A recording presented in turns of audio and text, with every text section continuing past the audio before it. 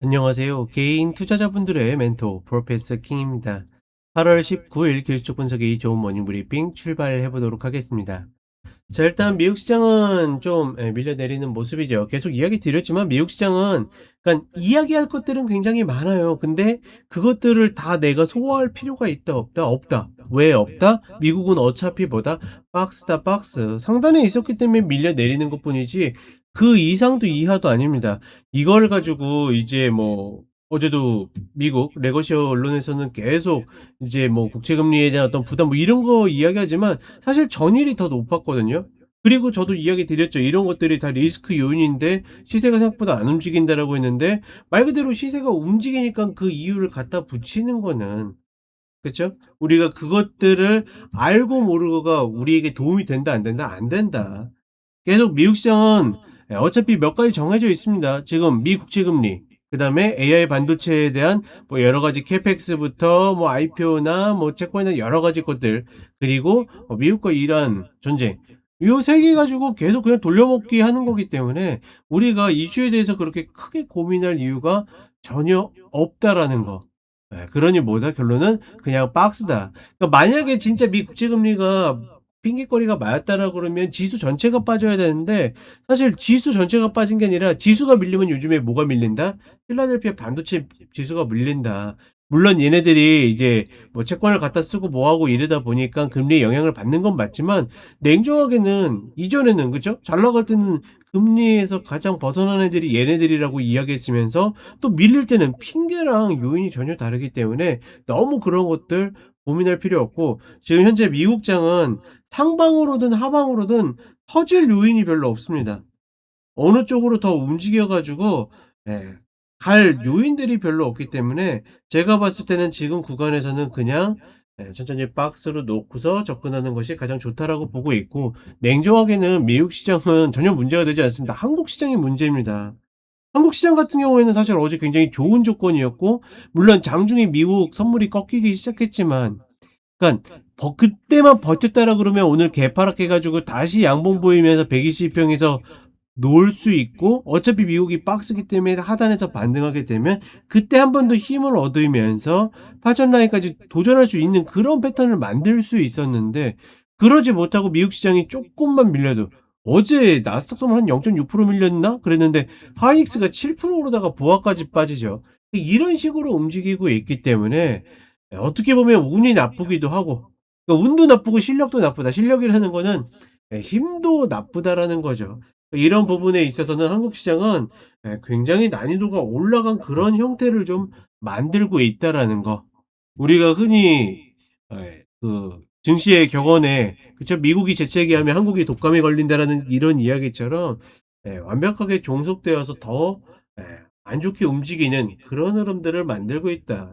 그러니까 기본적으로 위치가 다른데 그게 장점으로 작용하는 게 아니라 단점으로 작용하고 있어서 그 부분들이 굉장히 아쉽습니다. 어찌 됐거나 한국 시장은 좀 매매하시는 분들은 고민해 볼 필요가 있다 정도로 좀 이야기를 드리도록 하겠습니다. 자, 그럼 간단하게 차트 보도록 하겠습니다.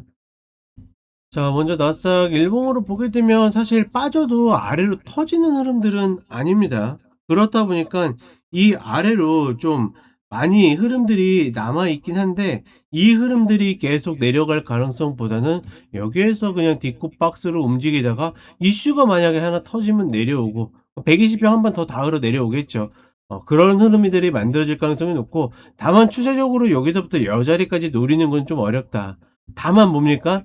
매도를 이 윗자리만 기다렸다가 이 위에서 치는 것처럼 매수는 이 아랫자리가 아니면 매수할 수 없다라는 거. 그 부분만 인지하시고 가시면 되겠고 이 가운데서는 뭐 해야 되겠습니까?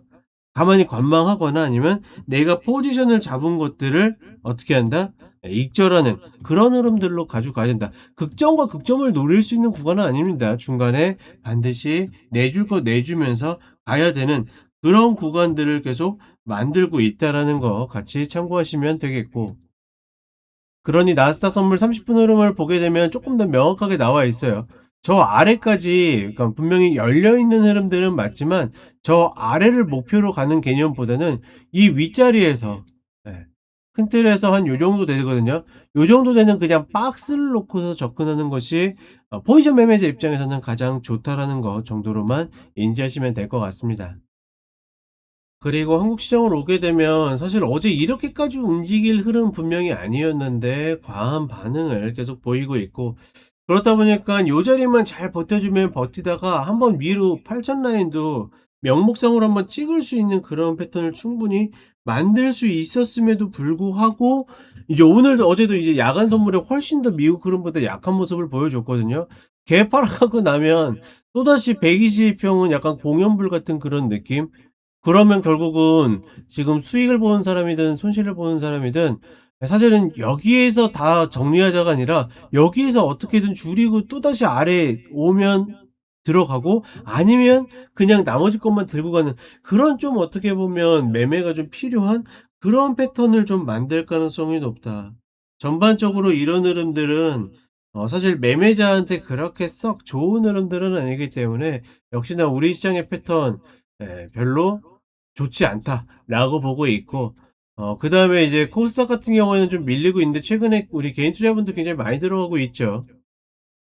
네, 제가 이렇게 툰까지 또 만들어 봤는데, 그쵸? 기관들이 계속 꼬시고 있다라고 이야기 드렸습니다. 코스닥은 지금 흐름에서는 쌍바닥 자리밖에 없다.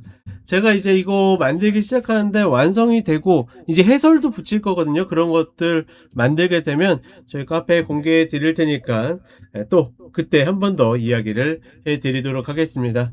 자, 이렇게 이야기 드렸고 저는 쇼츠로 또 찾아뵙도록 하겠습니다.